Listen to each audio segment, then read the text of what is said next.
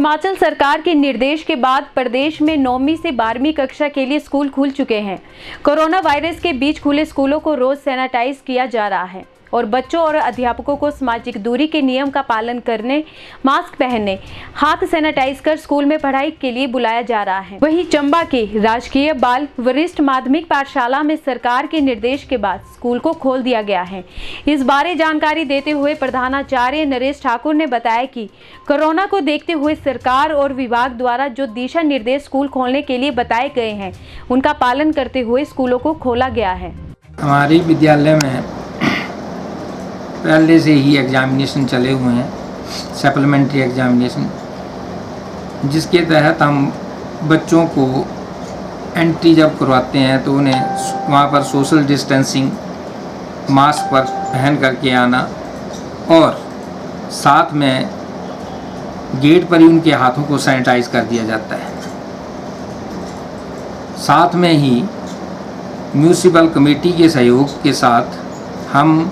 अपने स्कूल के जितने भी एरियाज़ हैं उन्हें भी साथ में ही सैनिटाइज करवा रहे हैं। इसके साथ सरकार के जब आदेश हुए 21 तारीख से, तो हमारा स्टाफ जो था वो 17 तारीख से कलेक्शन, जो हमारे एग्ज़ाम हुए थे फर्स्ट टर्मिनल एग्ज़ाम,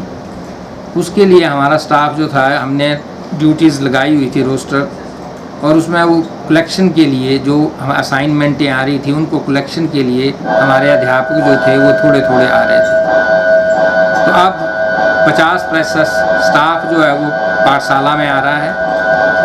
और वो एक दिन छोड़ करके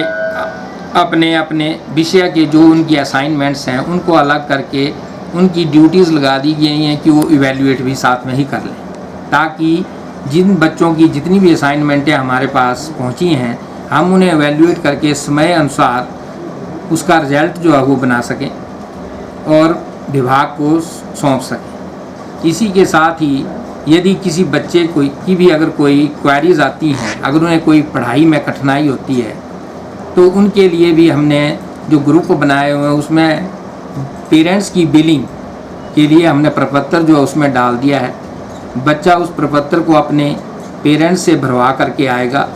तो उसे उसकी जो जहाँ पर उसे पढ़ाई में कठिनाई आ रही है उस कठिनाई को यहाँ पर हमारे अध्यापक उस दिन जो प्रेजेंट होंगे वो उस कठिनाई को उसी समय जो है वो दूर करेंगे। साथ में ही जो प्रॉब्लम्स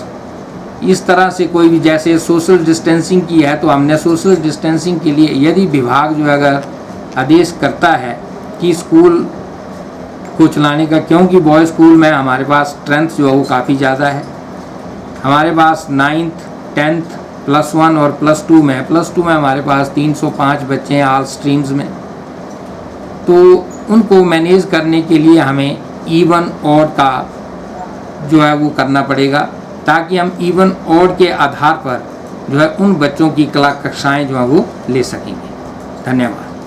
सर, जब बच्चे प्रवेश करते हैं तो उनको किस प्रकार से सैनिटाइज क्या किया जा रहा है, प्लस अगर कोई बच्चा बिना मास्क के आ रहा है तो उसके लिए क्या इंतज़ाम है? जो बच्चे जब गेट पर एंटर करते हैं तो उन बच्चों के लिए हमने गेट पर ही, आपने देखा होगा आते हुए, कि हमने बैरियर लगा दिया गया है। सिंगल जो है बच्चा अंदर आएगा और उसके हाथ को सैनिटाइज किया जाएगा। उसी के बाद उसे, यदि कोई बच्चा मास्क नहीं पहन करके आता है तो हमने भी अपने पास मास्क रखे हुए हैं और उन मास्क को हम बच्चों को जो है वो प्रोवाइड कर रहे हैं, ताकि जो इसका कोविड का प्रभाव है वो जो है बिल्कुल कम हो सके। सर, स्कूल खुलने के बाद बच्चों के साथ साथ अब टीचरों पर भी खतरा मंडराने लगा है। टीचरों की सुरक्षा के लिए स्कूल प्रबंधन ने क्या विशेष कदम उठाए? टीचरों का भी थर्मल स्कैनिंग किया जा रहा है। जब वो स्कूल में आते हैं तो उनकी थर्मल स्कैनिंग की जाती है। साथ में उन्हें हिदायतें दी गई हैं कि जो SOP सरकार द्वारा जारी की गई है उसको ध्यान में रखते हुए वो बच्चों के साथ भी दूरी बना करके रखें और इकट्ठा, जहां उन्हें इकट्ठा करके मत, अगर कोई भी बच्चे ज़्यादा आ जाते हैं तो उन्हें इकट्ठा करके ना पढ़ाएं, उन्हें ना बताएं। कोई भी उनकी प्रॉब्लम्स अलग अलग करके, कम बच्चों को इकट्ठा करके उनकी प्रॉब्लम का सलूशन करें,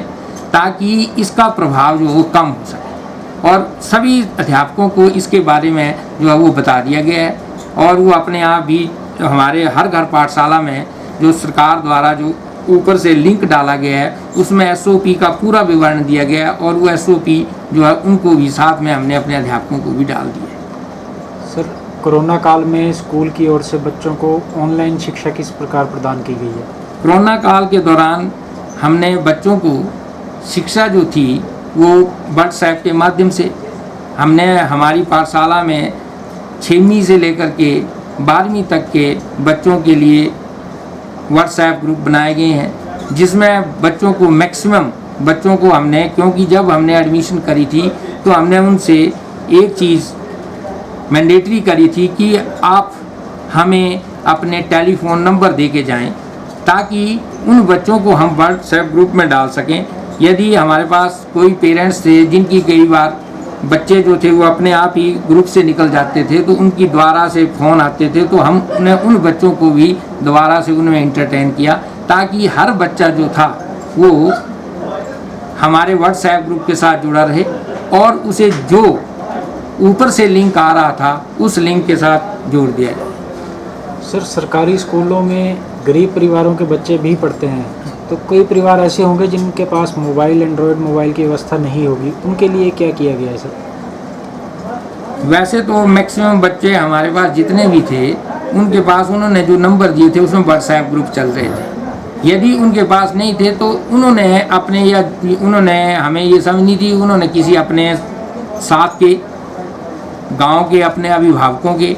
या किसी और जो उनके गांव के साथ के जो उनके रिश्तेदार थे उनके नंबर दिए हुए थे। और वो बच्चे जो थे कई जगह पर हमारे पास, क्योंकि चंबा बॉय स्कूल में हमारे पास बच्चे जो है पूरा जिला के, जैसे हमारे पास चुराहा तहसील के सुनवाल,